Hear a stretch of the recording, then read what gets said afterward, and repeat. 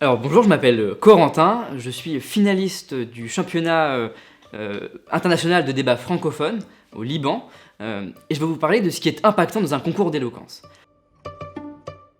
Dans un concours d'éloquence, ce qu'il faut comprendre, c'est que c'est un prétexte à l'expression de sa personnalité.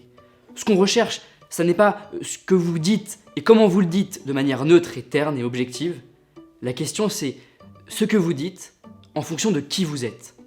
Votre objectif, c'est d'exprimer votre personnalité, de ne pas vous dénaturer et de ne pas vous enfermer dans des cases ou dans des codes qu'on vous indiquerait ou que vous voudriez imiter.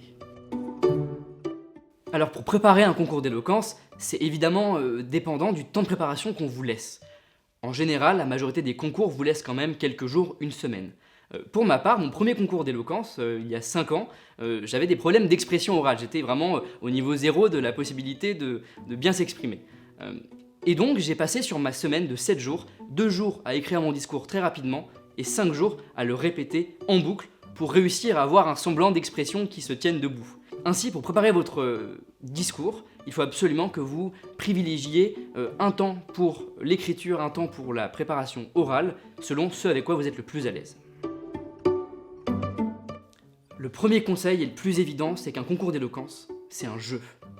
Dès lors, il est essentiel de s'amuser. On ressent quand quelqu'un s'amuse, ça a tout de suite un impact énorme.